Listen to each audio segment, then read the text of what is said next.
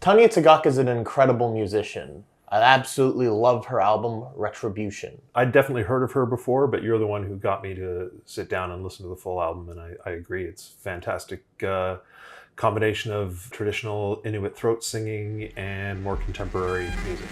Our mother grows angry. Retribution. One day I was in a bookstore and I saw this book, Split Tooth. And I had no idea Tanya Tagaq had written a book. But being such a big fan of her music, I knew I had to get it and give it a read. And boy, am I glad I did. Today we're going to talk about it. Yeah. I'm Eric. And I'm Alex. And this is In Other Works.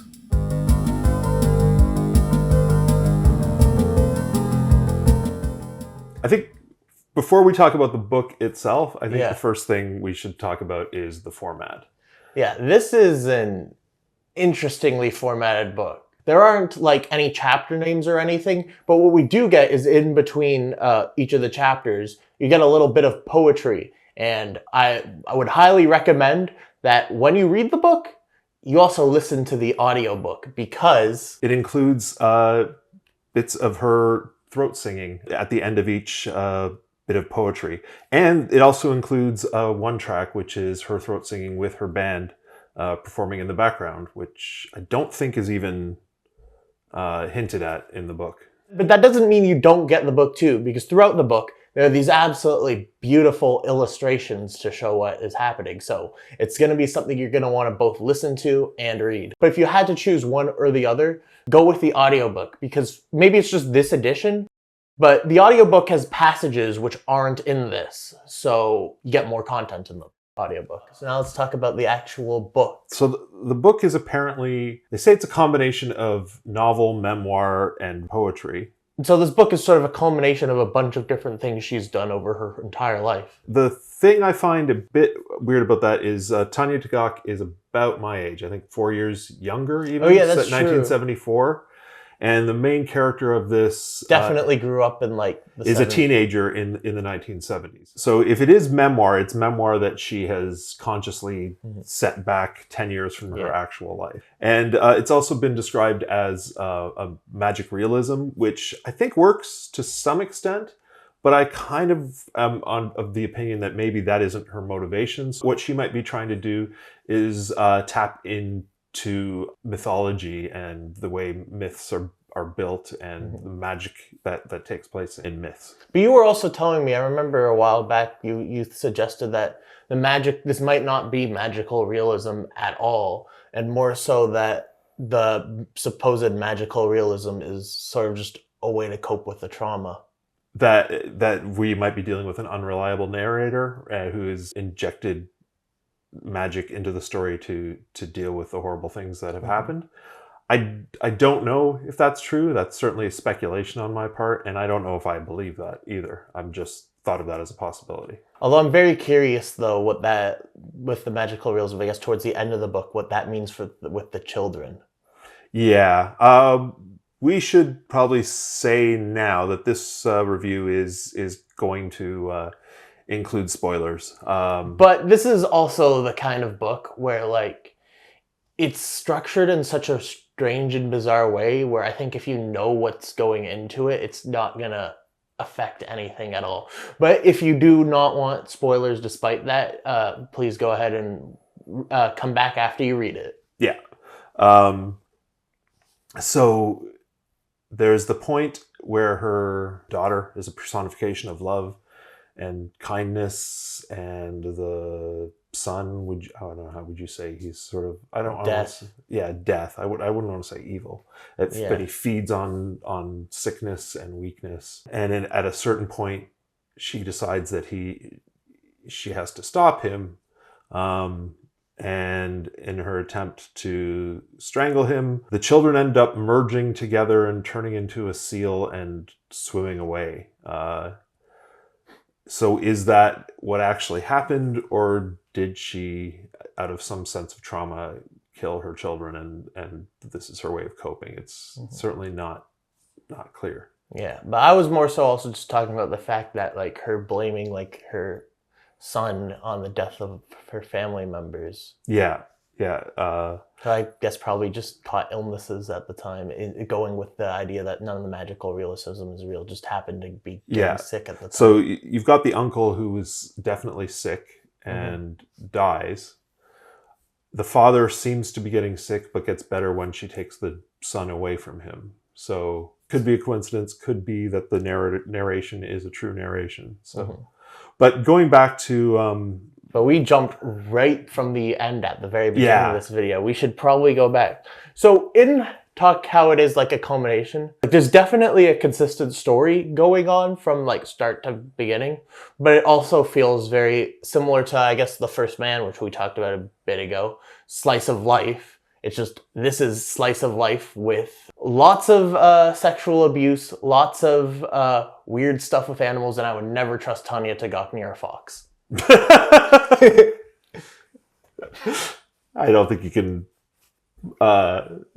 attribute to the author what things the characters do. Some of the most casually addressed things in this book are the sexual assaults. It's almost like communicating like that. It's just so normalized that teachers can just touch children their students inappropriately, and that's just talks of like not even that, but like it creates this weird thing where despite the fact they know they're being violated, they become jealous of like other students because they're not the ones getting the attention. And it's like it's this horrific thing just casually discussed. And I think the casualness of the way it's brought up might be a representation of coping mechanisms, right? Yes. Like if you make it casual in your mind, then it hopefully can't hurt you or something like that. And you talking about it as slice of life is kind of a good indication, because in the middle of this sexual assault, there's like petty jealousies between girls when the main character is getting attention from a character who's only called Best Boy in the book, and Pretty Girl gets angry when Best Boy pays attention to the narrator. It's just typical schoolyard intimidation and childhood conflicts that that really contrast with the severity of a lot of other things that they have to deal with in their lives. With the way, like, a lot of Inuit people have just been fucked over by colonialism. A lot of that has led to huge cultural problems with alcoholism that the book is constantly dealing with. The children who have to deal with their parents' alcoholism lose respect for the adults because of their alcoholism. Within a chapter or two, you see the children getting into their own addictions. It really shows the generational cyclical trauma that is ever going, and it's very upsetting, emotionally upsetting read, this book. But it's not just emotionally upsetting. It takes you on a full range of emotional experience. There's the joy of her relationship with Best Boy, which actually becomes more of a friendship than a romantic relationship, and the emotion and elation of her supernatural experiences. Which, so I don't know if I want to talk about the scene with the fox. Yeah, let's just say that she has a sexual experience with a fox and leave it at that. And talking about the golden semen is crazy. How delicious it tasted. I think we are used to hearing stories in Greek mythology about Zeus turning into different animals and seducing women in the form of these animals and stuff, and we kind of don't really think about what that means because you're just reading an old myth, and this is doing the same thing but being explicit in the description. So it really makes you rethink how mythology is created and the stories that it's telling and what it's actually saying. This book does sort of feel like a mythology, though. Yeah, she has 2 encounters with the Northern Lights. The first one I was like really loved the description of afterwards, where it seems like it's sort of a fantasy thing that's happened to her, where she's had an intimate sort of encounter with the Northern Lights. And then she comes home. Aurora Borealis. I don't think the first time she does. I think but she comes home and she's like sneezing out glowing green snot and stuff like that from being filled up with Aurora Borealis. And it sounds kind of disgusting, but I really liked that imagery. I thought it was really effective and powerful.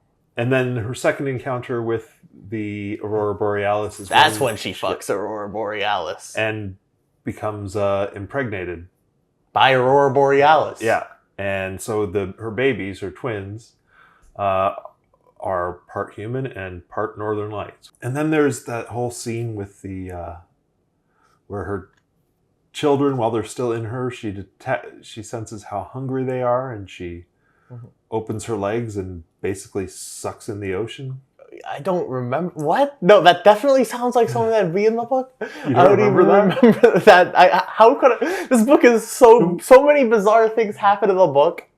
There's a point. Well, she's like all these small fish and stuff are getting absorbed. She's taking it in through her between her legs, and at one point she sees like a large fish approaching, and she's worried it's gonna like tear her apart. But it doesn't, and that's the last thing she takes in to feed her children. You don't remember that? No, but I will say though, this book is not just because of the subject matter. This book is a very dense read, and because of that, the text is often very difficult. Sometimes I wasn't comprehending stuff. I'm gonna be completely for real. The book is told from a first-person perspective. But it uses a lot of you, like the book is a conversation, but I don't know if the you is always the same person. I don't know how you felt about that. Yeah, I don't know. Sometimes, like, I think it became pretty clear to me, but like, it is one of those books where I definitely took a bit to decipher if it was even from the same perspective the whole time, which I eventually realized, yes, it is. So I'm honestly though, I'm not too sure about that. I think there's stuff at the beginning of the book where she is. I think at the beginning of the book, this book probably takes place over a period of, what would you say, 3 to 4 years? I thought it was longer. In terms of the main, I know there's a lot of looking back where we know that she's talking from an adult perspective, but I mean from her being in school to her having the kids. You think that's longer than 3 to 4 years?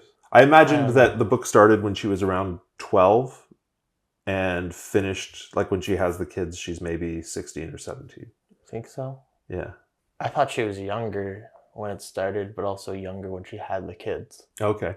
Point I was going to make about that was, at the beginning of the book, the character definitely says things to indicate that she is a lesbian. Then by the end of the book, she's definitely more interested in men. So I can see how that stuff like that might make you wonder if you're seeing stuff, like if it's all the same. I just realized though, also obviously big spoiler, what I'm saying here, but other parts that are like clearly like the narrator's an adult at this part, but doesn't she die before she becomes an adult? Does she? I know they talk about her dying and going to hell. But you didn't take it literally? I don't know if I took it as something that happened or something that was like that she just knew was going to happen. So it was interesting, that part, because she wasn't going to hell for punishment. She was going to hell to be there to comfort the souls arriving in hell, which was a sort of quite an interesting perspective on yourself. Yeah, this is a book that's like very it's a good book. It's a good book, don't get me wrong. It's a book that left me feeling very bewildered. I think that's the perfect word to use, where I'm like, I like this. What's going on? I don't know. I'm just here to enjoy the ride. And there's definitely things in here where, where I was talking about the unreliable narrator. Yeah. And there's definitely parts in the book that might suggest that more than just me thinking I don't want to believe all this magical stuff. Like during the birth scene is weird, to say the least.